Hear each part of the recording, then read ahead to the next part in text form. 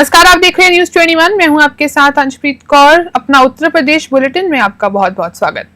जनपद में 10 अगस्त से 28 अगस्त तक फाइलेरिया उन्मूलन अभियान चलाया जाएगा। मुख्य चिकित्साधारी डॉक्टर सुरेंद्र कुमार सिंह ने जानकारी दी कि शहर और अक्षरता को छोड़कर जिले के सभी ब्लॉकों में यह कार्यक्रम लागू किया जाएगा। अभियान के तहत आशा, एएनएस और आंगनवाड़ी कार्यकर्ता घर घर जाकर लोगों को फाइलेरिया की दवा खिलाएंगे। दवा लोगों को उनकी निगरानी में दी जाएगी ताकि यह सुनिश्चित हो सके कि सभी लाभार्थी इसे सही तरीके से ले। सीएमओ ने कहा कि फाइलेरिया मच्छरों से फैलने वाली गंभीर बीमारी है जो इलाज न मिलने पर विकलांगता तक पहुंच सकती है। उन्होंने जनपद वासियों से अपील की कि वह सभी अभियान में भाग लें और अपने परिवार को सुरक्षित रखें। औरिया से आशुतोष अद्वसी की रिपोर्ट। का मास ड्रग एडमिनिस्ट्रेशन ये हर वक्त मनाया जाता है। इसमें 2 तरह की दवा खिलाई जाती है जो कि फाइलेरिया के रोकथाम के लिए। फाइलेरिया जैसा कि आप लोग भी जानते होंगे कि पाँव या जिसमें पैर में सूजन आ जाती मच्छर काटने से होता है। अगर एक बार फाइलेरिया हो गया तो उसका इलाज थोड़ा कठिन होता है।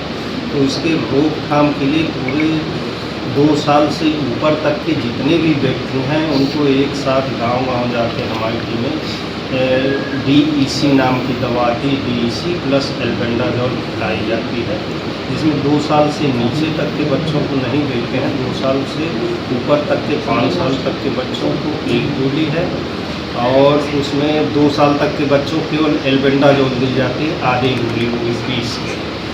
तो ये रोकथाम के लिए फाइलेरिया की रोकथाम ताकि एक साथ खिलाया जा सके। तो हमारे जनपद में 10 प्लानिंग यूनिट हैं जिसमें से 7 प्लानिंग यूनिट में MDA प्रोग्राम चलेगा और 3 प्लानिंग यूनिट हैं तो उसमें NDD प्रोग्राम चलेगा, नेशनल डिवर्मिंग डे। तो ये साल में 2 बार हर 6 महीने में अगस्त और फरवरी में मनाया जाता है।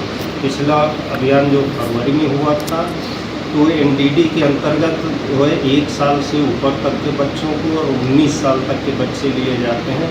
सभी सरकारी स्कूल, आंगनबाड़ी केंद्र और ये जितने भी प्राइवेट स्कूल हैं 19 साल तक के बच्चे इसमें एक साथ सबको एल्बेंडाजोल तो वो 11 तारीख को होता है। हालांकि 10 तारीख को खिलाई जाती, 10 तारीख को संडे होने के कारण इस बार NDD प्रोग्राम 11 तारीख को होगा।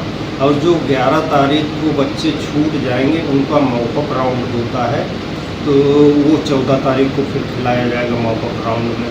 तो इस तरह पूरे स्कूल, आंगनबाड़ी और हमारे जितने भी प्राइवेट और ये सरकारी स्कूल है ये कवर किए जाएंगे।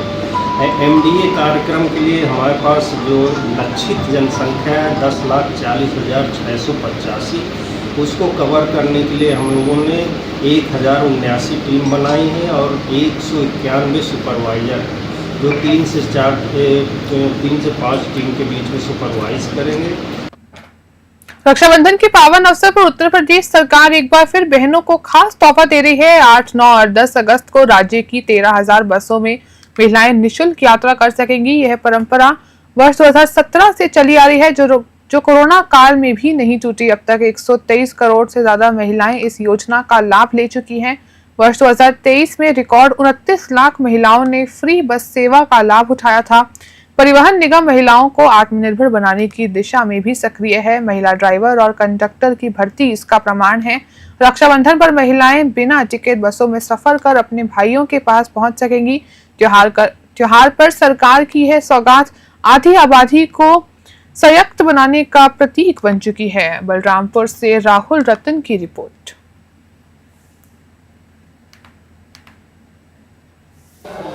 एकदम सबसे बढ़िया सेवा है ये और हमारे सरकार की सेवा सबसे अच्छी है। विगत वर्ष 2 दिन का था, अब की 3 दिन का है और उससे पहले 24 घंटे का था। तो हमारी महिलाएं और हमारे चालक प्रचालक और हमारे जितने सब एकदम तैयार हैं। और यूपी की जनता बहुत खुश है और माननीय एसएसपी मुख्यमंत्री योगी आदित्यनाथ जी का बहुत सराहना कर रहे हैं। पहले था जब 1 दिन का था तो जो माताएं बहनें जाती थी राखी बांधने उधर से किराया लगा के आती थी, अब 3 दिन का हो गया है तो इससे बहुत परेशान है। मतलब 8 तारीख को 6 बजे से और 10 तारीख के रात्रि 12 बजे तक महिलाओं के लिए यात्री ये सेवा फ्री है। उनके साथ एक सहमति भी है, वो भी जाएंगे चाहे वो कोई भी हो। आपके बेड़े में कितने बसें 104 बसें हैं। और बसें कम पड़ गई कम पड़ी तो कानपुर में 6 बसें मुझे मिली है, हम मंगा लेंगे।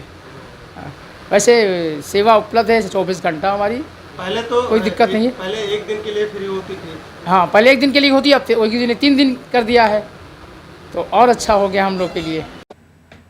जिले के नगर पालिका भरवारी क्षेत्र के दरियापुर माझियावा स्थित सुभाष चंद्र बोस नगर में 2 तालाबों के उफान के चलते हालात बदतर हो गए हैं।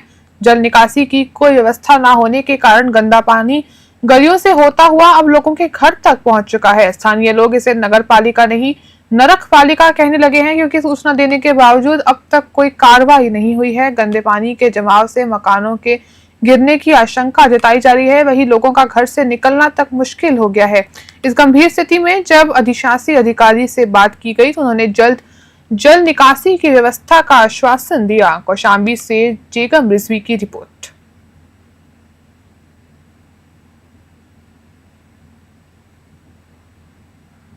तहसील के शेखापुर गांव में रविवार रात बड़ा हादसा होते होते टल गया।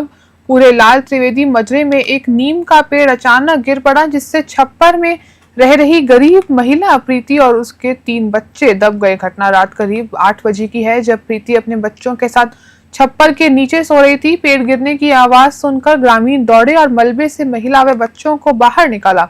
महिला के गले में चोट आई है, बाकी सभी सुरक्षित हैं। ग्राम प्रधान ने मौके पर पहुंचकर मुआवजा दिलाने का आश्वासन दिया, लेकिन बड़ा सवाल यह उठता है कि सरकार द्वारा चलाई जा रही मुख्यमंत्री आवास योजना का लाभ अब तक इस गरीब महिला को क्यों नहीं मिला है। रायबरेली से पंकज यादव की रिपोर्ट। पेड़ गिरा था और मतलब बिना हवा के आकाशमान मतलब अंदर बैठे थे और पेड़ अचानक गिर गया, फंस गए थे हम बच्चे भी दोनों। हम आप लोग इसी में लेटे हुए थे क्या? हाँ, चोट तो नहीं है किसी को? चोट आई है, गले में एक ईंटा गिरा है। किस चीज़ का पेड़ था? नीम का पेड़। ये तो काफ़ी बड़ा पेड़ है तो। हाँ, और नीचे से खोखला भी हो गया था। अच्छा, इसमें सामान क्या क्या थी आपकी? खान बर्तन थे और कपड़ा, एक चारपाई, चूल्हा उल्हा। अच्छा, तो ये सामान निकाले को भी पड़ा है? सामान तभी निकाल के रखे हैं। निकाल के रखे हो? हाँ, मतलब तो आप पेड़ कटने को इसकी शिकायत कहीं किया आपने अभी तक? फोन किया था मतलब थाने को, तो पुलिस आई थी। पेड़ गिरा था और मतलब जनपद में रक्षाबंधन के अवसर पर एक मर्मिक दृश्य सामने आया। थाना देहात प्रभारी विजय कुमार गुप्ता और उनकी पूरी पुलिस टीम को छात्राओं ने राखी बांधकर त्योहार की शुभकामनाएं दी। छात्राएं खुद थाना पहुंची और सभी पुलिसकर्मियों को राखी बांधते हुए कहा कि जो रक्षक अपनी ड्यूटी के चलते अपने घर नहीं जा पाते, उनकी कलाई सूनी ना रहे, यही हमारा उद्देश्य है। उन्होंने कहा कि पुलिस की वजह से आम लोग अपने घरों में सुरक्षित त्योहार मना पाते हैं, इसलिए उन्हें भी बहनों के स्नेह से सरोबार करना जरूरी है। इस अवसर पर पुलिसकर्मियों की आंखें नम हो गई और उन्होंने भी छात्राओं को रक्षा और सहयोग का वचन दिया। हापुड़ से मोनिश खान की रिपोर्ट।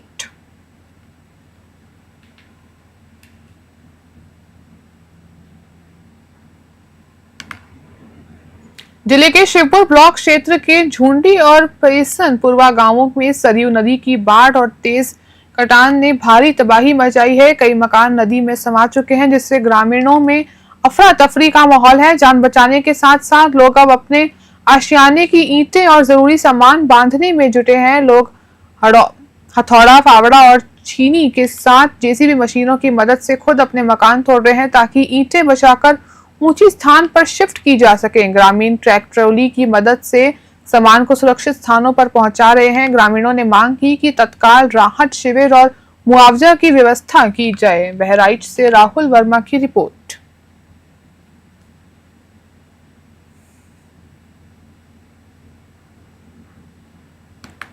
जनपद के थाना कोतवाली नगर क्षेत्र स्थित विजयनगर कॉलोनी में शुक्रवार सुबह उस वक्त सनसनी फैल गई जब एक अज्ञात युवक का शव संदिग्ध परिस्थिति में मिला। स्थानीय लोगों ने जब शव देखा तो तत्काल पुलिस को सूचना दी। मौके पर पहुंची पुलिस ने शव को कब्जे में लेकर पोस्टमार्टम के लिए भेज दिया है। युवक की उम्र लगभग 25 से 30 वर्ष के बीच बताई जा रही है, लेकिन उसकी पहचान अब तक नहीं हो सकी है। पुलिस मामले की जांच में जुट चुकी है और युवक की शिकायत के लिए आसपास के थानों और गुमशुदगी के मामलों में जानकारी एकत्र की जा रही है। पुलिस का कहना है कि पोस्टमार्टम रिपोर्ट और शिनाख्त के बाद भी आगे की कार्रवाई की जाएगी। एटा से इराज अली की रिपोर्ट।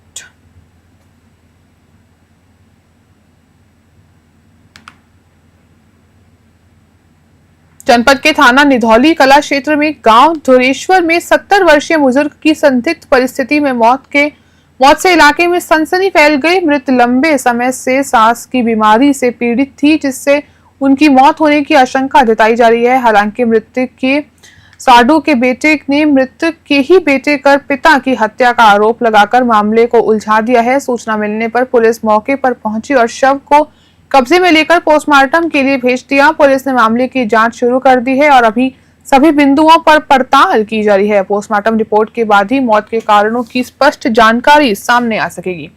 एटा से इराज अली की रिपोर्ट। गांव थाना निधौली कला। तुम्हारे पिताजी राजवीर, जिनकी उम्र लगभग 70 वर्ष थी, मौत कैसे हुई और हत्या की सूचना तुम्हारी बहन ने जो दी, क्या बात थी? अरे उनसे मतलब हमारा कोई वो नहीं था। मतलब बहनों की खत्म होने के बाद मतलब जो पैसा ले जाती थे उससे, तो घर वाले हमारे बहनों से 20 साल। तुम्हारी बहन ने क्या सूचना दी पुलिस को? कही थी हमारे भाई ने पापा को फांसी लगा कर मारा। ये तुम्हारी बहन ने सूचना दी थी पुलिस को? अच्छा, ये घटना अब तुम्हारे पिताजी कब खत्म हुए? 9 बजे की 9:30 बजे की बात थी। 9:30 बजे। जब खाना भी नहीं खाया, परेशान थे, मैं तो यहाँ से गया हूँ। अच्छा, उसके बाद पुलिस मौके पर पहुंची थी घर पर तुम्हारे? नहीं, ऐसे मतलब जब हम लोग मतलब जा रहे बाजार। हाँ, पुलिस पहुंची थी तुम्हारे यहाँ? बिलग्राम नगर पालिका क्षेत्र की गौशाला इन दिनों बदहाली और लापरवाही का शिकार है। लगातार गायों की मौतें हो रही हैं और हालात इतने गंभीर हो गए हैं कि मृत गायों के शवों में कीड़े पड़ चुके हैं। गौशाला में ना तो बीमार गायों का इलाज हो रहा है और ना ही कोई सामुचित देखभाल की जा रही है। स्थानीय लोगों और पशु प्रेमियों में भारी आक्रोश है। भाकियू टिकौत के मंडल अध्यक्ष राज बहादुर सिंह यादव ने चेतावनी दी है कि यदि हालात में जल्द सुधार नहीं हुआ तो संगठन सड़कों पर उतरकर विरोध करेगा, जिसकी पूरी जिम्मेदारी प्रशासन की होगी। गौशाला के पास स्थित MRF सेंटर पर कूड़ा घर नहीं बल्कि गायों का कब्रिस्तान बन चुका है। अधिशासी अधिकारियों से संपर्क की कोशिशें नाकाम रही। जनता ने निष्पक्ष जांच और दोषियों पर कार्रवाई की मांग की है। हरदोई से अनिकेत कुमार की रिपोर्ट। देखिए, छुट्टा जानवरों की समस्या पूरे प्रदेश की ऐसी बड़ी समस्या रही है कि हाहाकार मचा रहा। हरदोई ज़िले में भी ये भयंकर बीमारी थी। भारतीय किसान यूनियन लगातार इसकी लड़ाई लड़ती रही। जिला प्रशासन का थोड़ा हम तारीफ करेंगे। हमारे ज़िले में अन्य ज़िलों से ज़्यादा गौशाला बनाए गए, हमारी आवाज़ को सुना गया, व्यवस्था बनाई गई, छुट्टा जानवर पकड़े गए, गौशालों में ले जाए गए। लेकिन वहाँ के परिणाम जब हम देखते हैं, जैसे मेरे नगर पालिका बिलग्राम की कान्हा गौशाला जो बिरुआ निजामपुर में बनाई गई, उस समय हमने अपने आदमियों को भेज करके दिखवाया तो जानकारी ये मिली है कि गायें भूख से मर रही हैं, सूख रही हैं, लकड़ी बनी पड़ी हैं, बीमार है। डॉक्टर, चारा पानी, सारी व्यवस्थाओं का घोटाला वहाँ हो रहा है। अभी हमको जानकारी जो मिली, 10-10, 15-15 फीट गहराई के गड्ढे खोदे जा रहे हैं जेसीबी लगा करके गायों को दफनाने के लिए। उसको एकदम कब्रिस्तान बना दिया। तमाम गायें वहाँ मरी हुई गाड़ी गई हैं। ज़रूरत पड़ेगी तो उनको खुदवा के हम दिखाएंगे। देखिए, छुट्टा जानवरों की समस्या। यूरिया और DAP खाद की किल्लत को लेकर किसानों का गुस्सा फूट पड़ा। भारतीय किसान यूनियन के जिला अध्यक्ष पंकज ठाकुर के नेतृत्व में सैकड़ों किसान विकास भवन स्थित जिला कृषि अधिकारी कार्यालय के सामने धरने पर बैठ गए और जोरदार नारेबाजी की। किसानों का कहना है कि खेतों में खाद की भारी कमी है, जिससे फसलें बर्बाद होने की कगार पर हैं, लेकिन प्रशासन आंखें मूंदे बैठा है। धरने पर बैठे किसानों ने कहा कि जब तक जिला कृषि अधिकारी खुद मौके पर नहीं आएंगे तब तक आंदोलन जारी रहेगा। धरना उस समय और उग्र हो गया जब पता चला कि अधिकारी किसी BC मीटिंग में व्यस्त हैं। किसानों ने चेतावनी दी कि अगर जल्द समाधान नहीं हुआ तो आंदोलन जिले भर में फैलाया जाएगा। एटा से इराज अली की रिपोर्ट।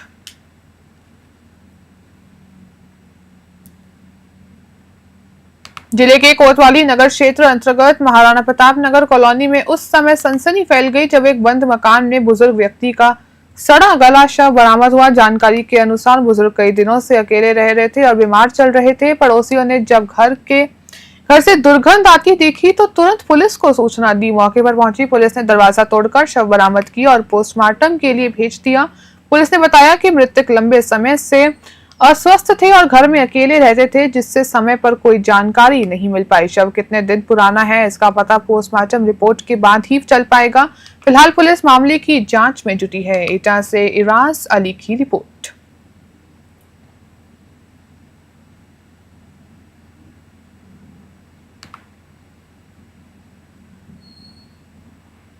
दक्षिणाचल बेलघाट ब्लॉक परिसर में आजादी की 78वीं वर्षगांठ के उपलक्ष्य में तिरंगा यात्रा का भव्य आयोजन किया गया। इस अवसर पर ब्लॉक प्रमुख पूजा सिंह ने तिरंगा फहराया और देशभक्ति से उत्प्रोत संदेश दिया। उन्होंने कहा कि इस यात्रा का उद्देश्य आमजन को आजादी के महत्व से अवगत कराना और देश प्रेम की भावना को प्रबल बनाना है। तिरंगा यात्रा में बड़ी संख्या में स्थानीय अधिकारी, ग्रामीण और युवा शामिल हुए। सभी ने हाथों में तिरंगा लेकर भारत माता की जय के नारों के साथ देश की एकता और अखंडता का संदेश दिया। कई लोगों ने अपने घरों, दुकानों और वाहनों पर भी राष्ट्रीय ध्वज फहराया। कार्यक्रम में लोगों ने एक दूसरे को तिरंगा भेजकर आजादी की खुशियां साझी की। इस आयोजन में क्षेत्र में देशभक्ति का माहौल और अधिक किया गया। गोरखपुर से आशुतोष मिश्रा की रिपोर्ट। सबसे पहले अपना परिचय दीजिए। मेरा नाम पूजा सिंह कौशिक है। मैं ब्लॉक प्रमुख बेलघाट हूँ, विकासखंड बेलघाट से। आज यहाँ पे प्रोग्राम क्या था, इसका उद्देश्य क्या है? तिरंगा यात्रा जो है ब्लॉक स्तरीय विकासखंड के द्वारा खंड विकास अधिकारी के नेतृत्व में आज निकाली गई है। यह लोगों को जागरूक करने के लिए एक यात्रा है जो कि सभी जितने भी सफाई कर्मचारी हैं और जितने भी यहाँ पर सरकारी कार्यरत लोग हैं उन लोगों के द्वारा यहाँ पर आज खंड विकास अधिकारी के नेतृत्व में आज रैली निकाली गई है। तिरंगा यात्रा शोभा यात्रा निकाली गई। कलेक्ट्रेट के गांधी सभागार में जिलाधिकारी श्री आशुतोष मोहन अग्निहोत्री की अध्यक्षता में निर्माण कार्यों की समीक्षा बैठक संपन्न हुई है। बैठक में अंतर्राष्ट्रीय रोमा समुदाय स्मारक और मुश्का गांधी मंच में निर्माण को लेकर जिलाधिकारी ने स्पष्ट निर्देश दिए कि कार्य को हर हाल में सितंबर माह तक पूर्ण कराया जाए। इसके साथ ही उन्होंने राजकीय मेडिकल कॉलेज एवं उससे संबंधित चिकित्सालय परिसर में चल रहे सड़कों के निर्माण कार्य को 1 सप्ताह के भीतर पूर्ण हैंडओवर करने के निर्देश दिए। जिलाधिकारी ने निर्माण की गुणवत्ता सुनिश्चित करने और समयबद्ध कार्य पूरा करने पर विशेष जोर दिया। बैठक में संबंधित विभागीय अधिकारी भी मौजूद रहे, जिन्हें कार्यों की प्रगति और पारदर्शिता सुनिश्चित करने के निर्देश दिए गए। कन्नौज से संगीता सिंह की रिपोर्ट।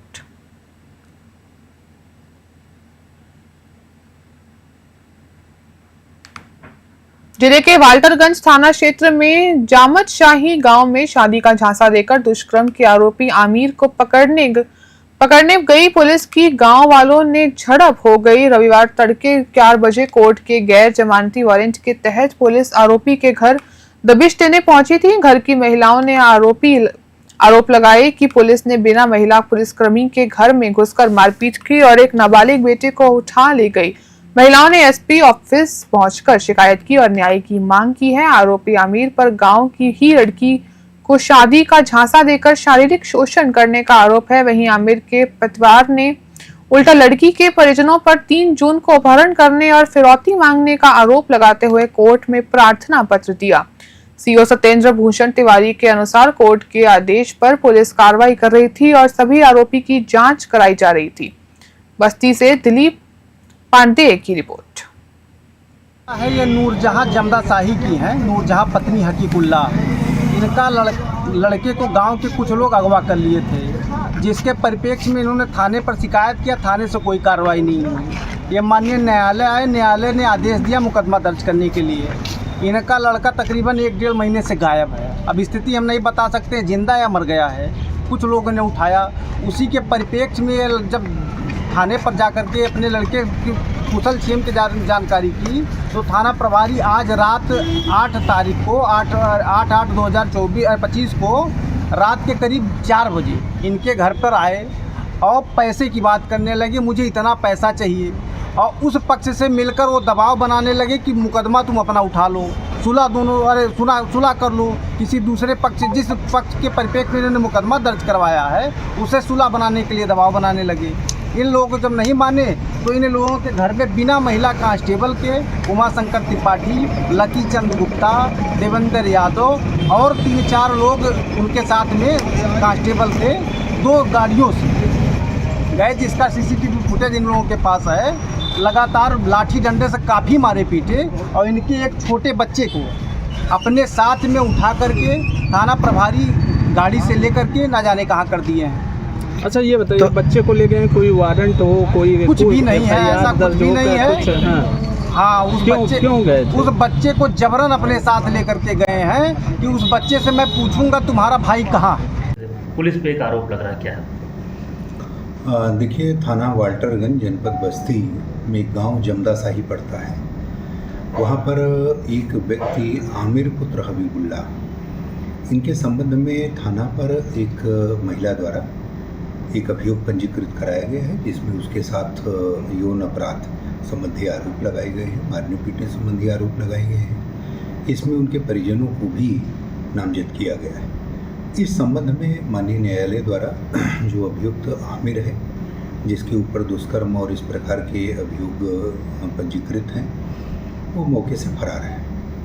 माननीय न्यायालय द्वारा उसमें एक NBW जारी किया गया था। NBW के आदेश का तामीला करने के लिए एक पुलिस टीम मुखबिर की सूचना पर कि वो मौजूद है, वहाँ पर गई थी। वहाँ पर अभियुक्त के परिजनों द्वारा और कुछ अन्य लोगों द्वारा संगठित रूप से पुलिस को माननीय न्यायालय के आदेश का तामीला कराने से और उनके जो भी वैधानिक कार्य हैं उसमें अवरोध उत्पन्न किया गया और अभियुक्त को फरार करने में उनकी भूमिका जो थी वो सामने आई।